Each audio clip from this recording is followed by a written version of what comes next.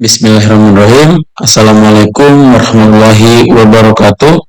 Perkenalkan, nama saya Rasmin dengan NIM 2465051. Di sini saya akan menjelaskan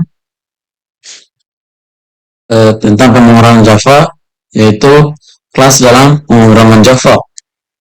Jadi, yang pertama, di sini saya akan menjelaskan tentang kelas method. Di sini saya sudah membuat programnya kelas method. Yang pertama itu di sini ada public class-nya. Public class-nya itu saya kasih nama operasi. Di sini saya buat induknya, yaitu ini induknya itu operasi. Public class operasi. Ini induknya. Kemudian di bawahnya saya membuat metode statik bernama tambah. Yang ini bernama tambah. Kemudian menerima dua parent A dan B. Dua parent yaitu A dan B. Kemudian tipe datanya itu pakai in. Karena mengembalikan nilai bilangan bulat. Kita pakai in. Kalau pakai tipe data float atau double dia bukan bilangan bulat, jadi kita pakai integer agar bisa. Kemudian ini yang di bawah ada return A tambah B untuk mengembalikan hasil penjumlahan A dan B, seperti itu. Kemudian kita pindah di slide-nya, slide 10 ini. Nah, di sini saya sudah membuat kelas anaknya bernama slide 10. Kemudian ada extends, berarti mewariskan kelas operasi yang sebelumnya, yang di sini operasi induknya, yang ini anaknya. Jadi kita pakai extends untuk menurunkan sifatnya dari induknya ke anaknya, seperti ini. Jadi seperti ini codingannya. Kemudian di sini kita buat publisasi void main. Ada titik awal pemrograman saat dijalankan. Jadi saat dijalankan di sini, ini akan dijalankan. Kemudian sistem out print mengembalikan metode statik tambahan dari parent class tanpa membuat objek. Karena metode statik, cara panggilnya itu operasi dot tambah. Jadi outputnya itu atau hasilnya 30. Seperti ini contohnya. Nah, seperti itu. Jadi hasil sama dengan hasil titik 2 30. Seperti itu. Jadi penjelasan singkatnya itu parent menyimpan metode statik atau induknya menyimpan metode statiknya, dan saat memanggilnya langsung tanpa objek. Jadi langsung dipanggil di sini tanpa objek. Kemudian menunjukkan konsep statik, metode tambah inheritance. Seperti itu. Kemudian lanjut di sini yang kedua ada module.java. Di sini saya akan menjelaskan lagi selanjut tentang konstruktor tanpa parameter. Jadi saya di sini saya sudah buat terlebih dahulu public class-nya, yaitu mobil. Di sini induknya lagi atau parent-nya.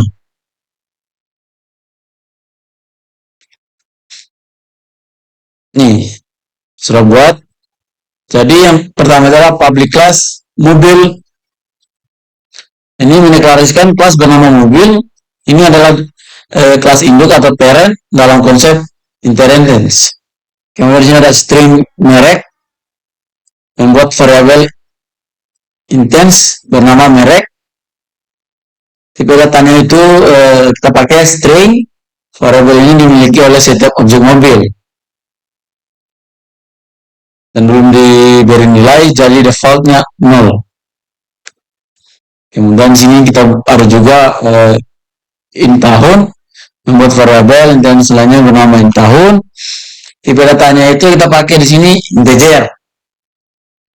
Ini juga memiliki objek, awalnya bernilai 0, nilai default itu untuk integer, nilainya 0. Kemudian lagi di sini public mobil inilah konstruktor dari kelas mobil.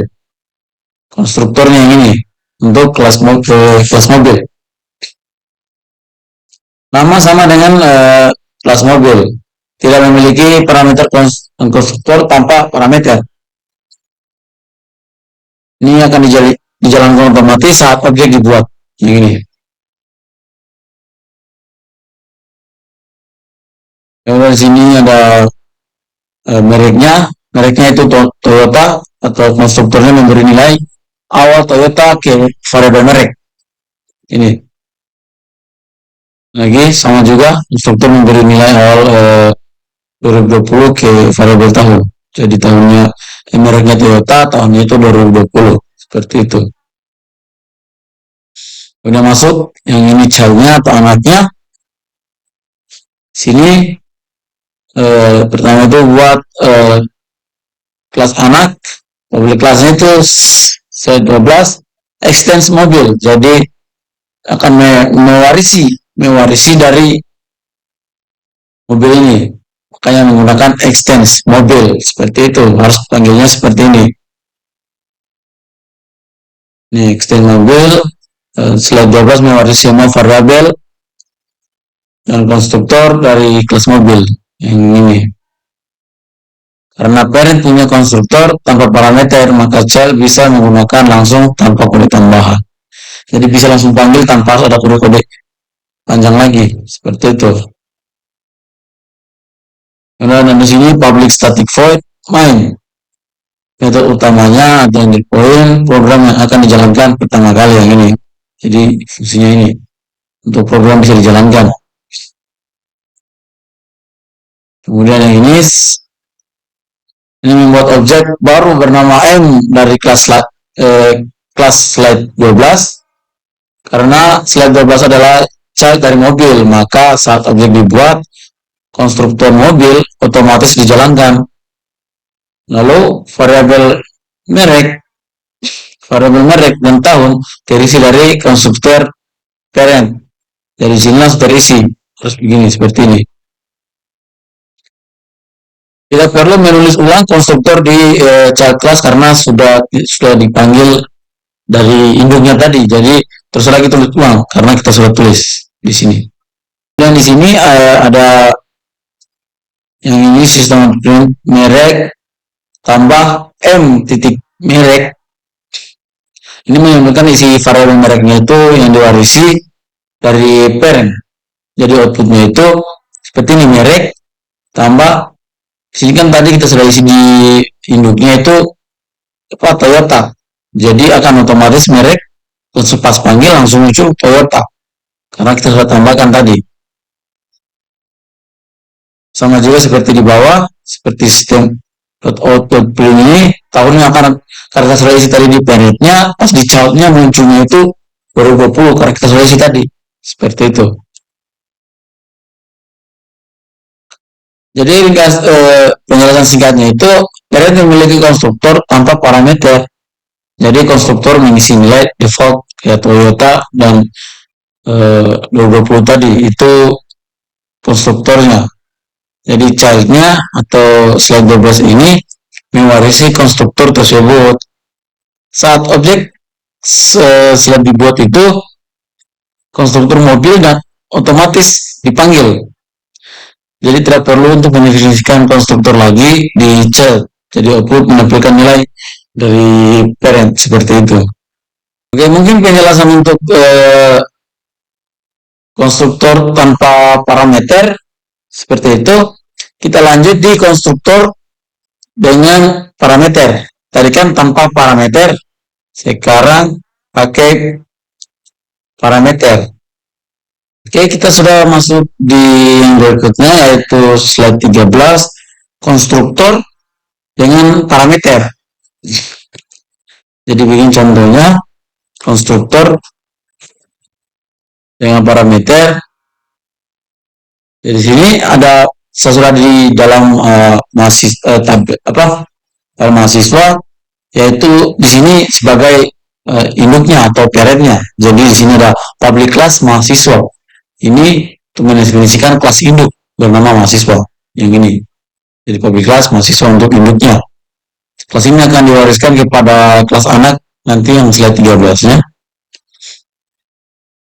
Dan di sini ada string nama untuk membuat variabel, intense, nama, nanti datanya pakai string, menyimpan nama mahasiswa nanti yang kita akan masukkan milik tiap objek mahasiswa. Kemudian ada int name, jadi di sini itu membuat juga variabel intense name, tipe datanya kita menggunakan integer, menyimpan nomor induk mahasiswa atau name. Kemudian di bawahnya ada public mahasiswa. Ini adalah konstruktor milik kelas mahasiswa. Tadi kan tanpa konstruktor, ini milik konstruktor. Jadi memiliki dua parameter, nama dan name. Ini memiliki parameter nama dan name. Konstruktor akan dijalankan saat objek dibuat. Karena ada parameter, objek harus diberi nilai ketika dibuat. Seperti itu. Kasih nilai. Jadi saat dibuat. Yang sini ada his.nama sama dengan nama. Ini mengisi variabel intense nama dengan nilai dari parameter. Parameternya, jadi isi nilainya menggunakan ini. Jadi tis.nama mengacu ke variabel milik objek. Nama adalah parameter yang dikirim ke konstruktor. Seperti itu. Sama juga name juga seperti itu, mengisi variabel intense name dengan parameter name.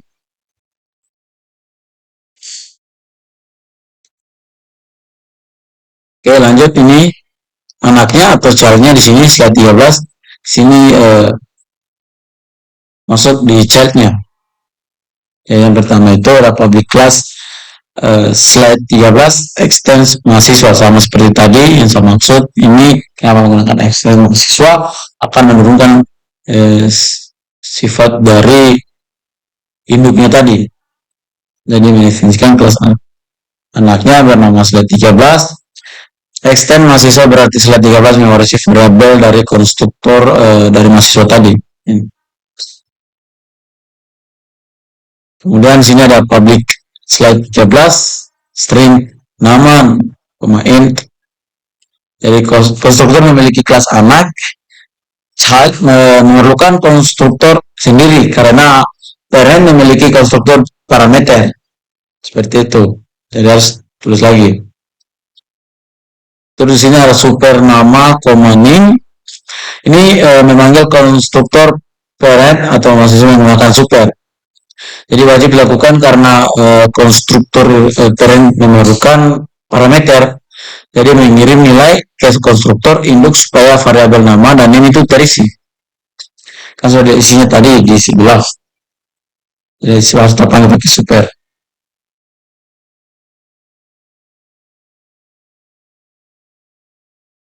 Kemudian lanjut di public static void main.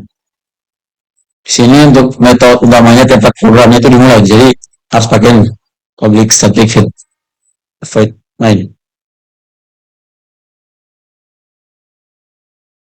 Lalu di sini ada slide 13 M sama dengan ini slide 13. Di sini ada nama aku dan akhir name.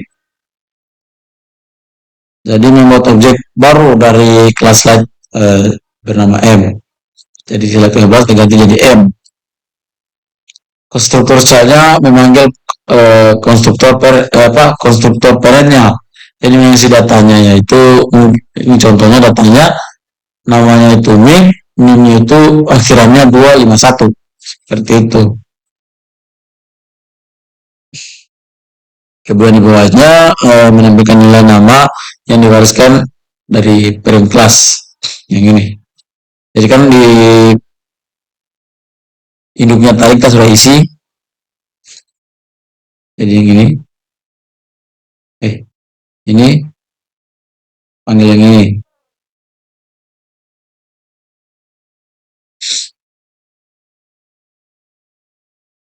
Jadi nanti akan keluarkan, kan ini sudah di atas ini, ya, nanti akan keluar namanya kita, hasilnya sama juga dengan NIM, seperti itu.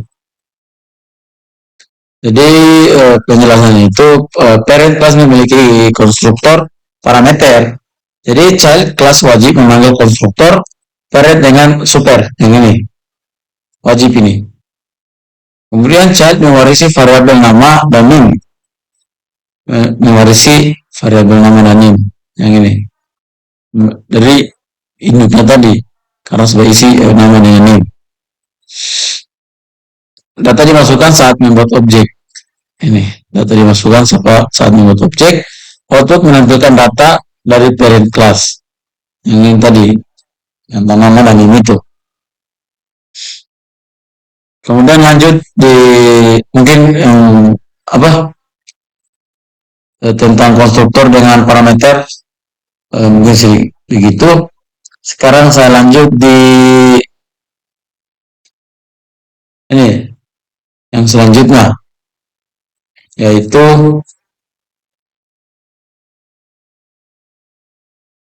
perbedaan variabel, objek, dan kelas variabel dan menggunakan konstruktor.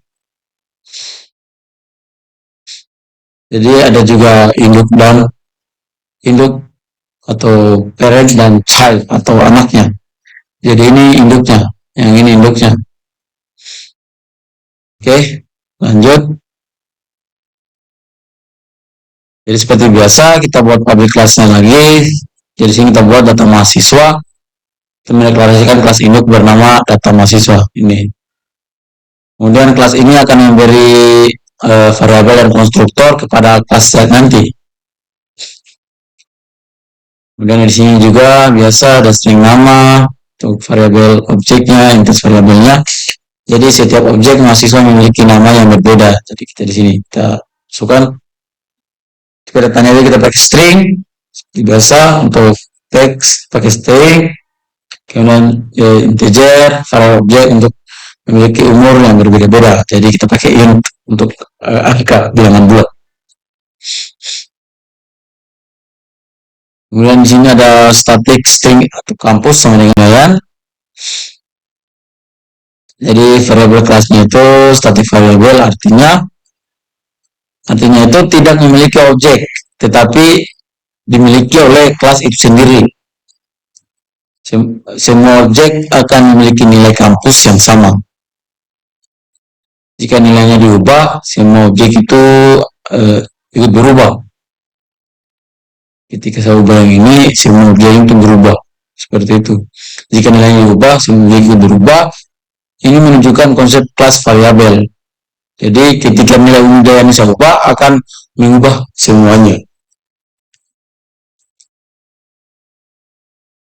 Kemudian sini ada public class mahasiswa atau konstruktor kelas induk yang memiliki parameter.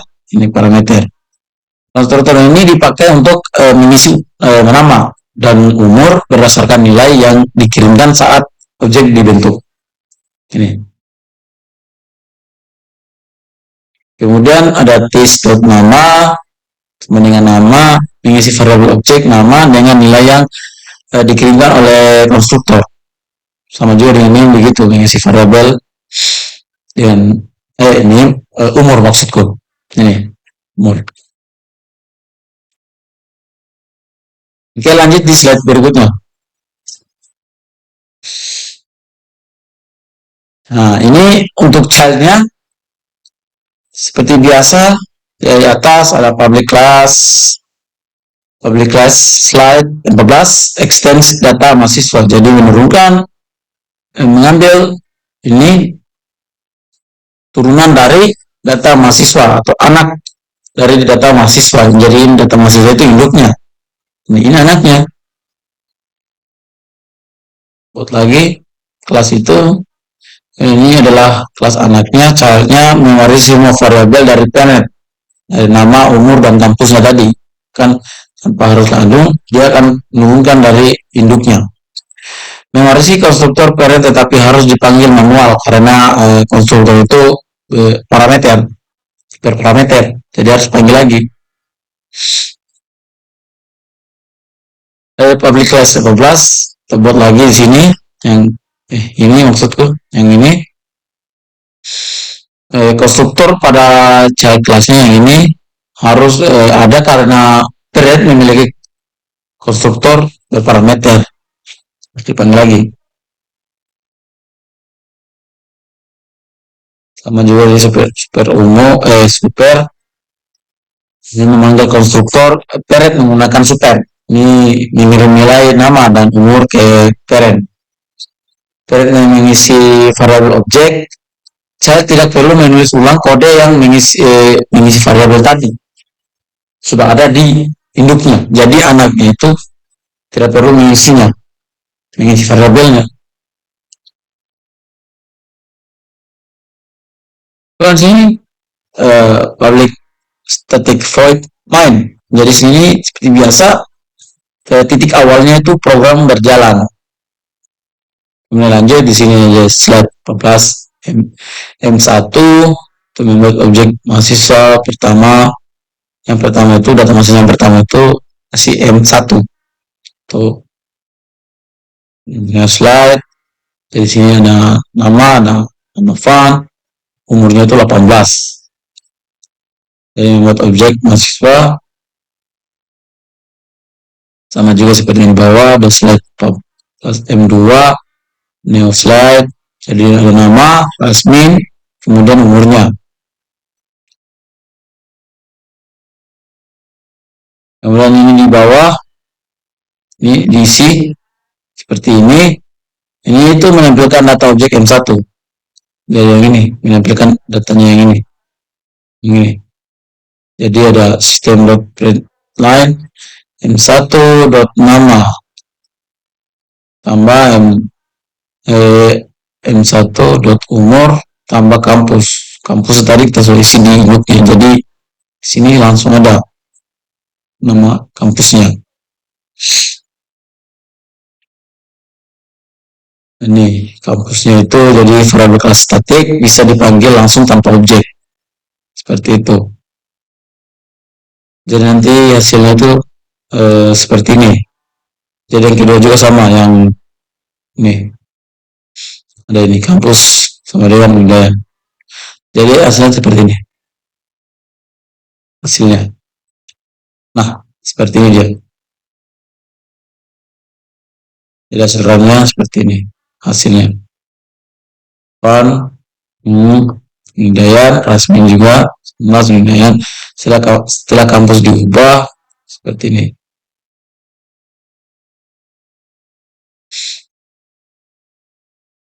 Hidayat. Seperti itu. Tadi kan yang ini kan tadi yang dari apa induknya, tapi di sini kita ubah jadi kampus sama dengan ini Hidayat. Hasilnya nggak terubah. Seperti itu. Jadi yang ini jadi kampus sama dengan nilai ini mengubah nilai variabel statik kampus karena kampus adalah kelas variabel. Perubahan ini akan berlaku untuk semua objek. Jadi semua akan berlaku ketika diubah.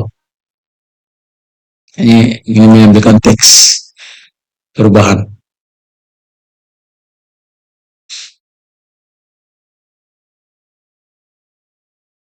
Mungkin penjelasan singkatnya, parent memiliki konstruktor dan childnya harus memanggil konstruktor parent. Jadi statik variabel berubah, semua objek ikut berubah. Jadi inter-intensnya berjalan penuh seperti itu. Mungkin penjelasan saya tentang kelas dalam pemrograman Java itu terutama di kelas method, contoh konstruktor tanpa parameter, contoh konstruktor dengan parameter, dan